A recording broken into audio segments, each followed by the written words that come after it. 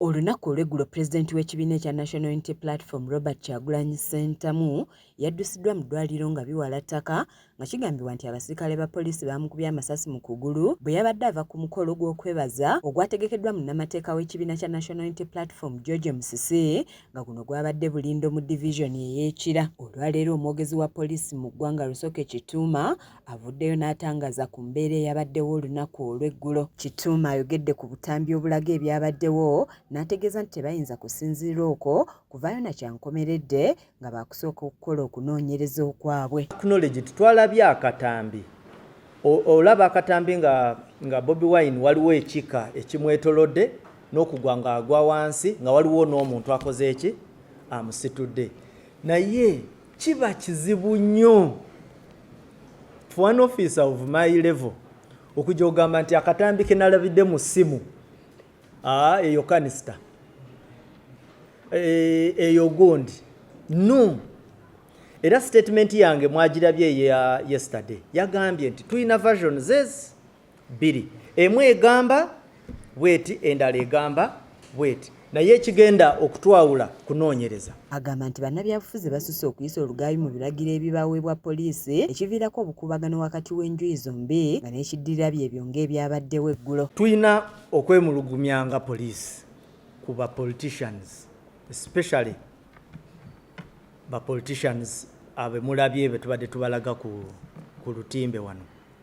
Ekintu ekikwatagana n'obutagoberera mateeka, butagoberera biragiro byaffe, butakwatagana naffe mu kulaba nti tutambuza wamu ebintu ebikwatagana n'okuyita mu nguudo, okukozesa enguudo za omuli abantu n'emirimu egiba gitambuzibwa, nti kireetawo obuzibu. Ate eneeyisa eyo mu kaseera kangi ebadde ereetawo akakuubagano wakati wa poliisi ne ba politicians abo. Kati ekizibu bwe tutandika okwesika n'okulwana, ebivaamu usually tebiba birungi. Osanga kati Mwami Kyagulanyi yafunye obuvune, abapoliisi 3 bafunye obuvune, emmotoka za poliisi 2 bazikubye. Now si bwe twali yagadde ebintu bitambule, kye tusaba kyokka kiri kimu: kukwatagana bulungi, kuteekawo mbeera nga buli muntu agoberera ky'alina okugoberera.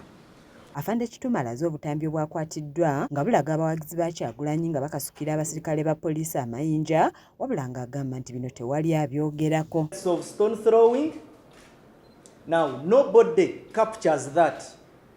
That is what precisely nobody wants to talk about.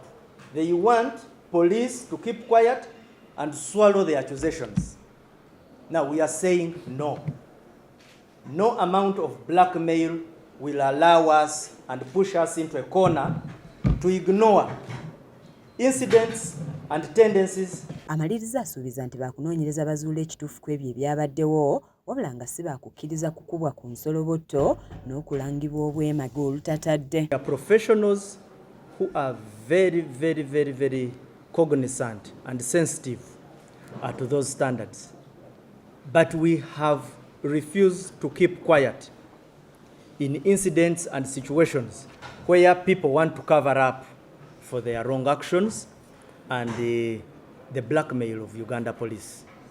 So we shall have an investigation. We don't want to draw conclusions on what exactly happened, because we may say one thing and another emerges. But let's give an opportunity for an investigation to take course. Nzanit Namatovu ku lwa KSTV Agaleero.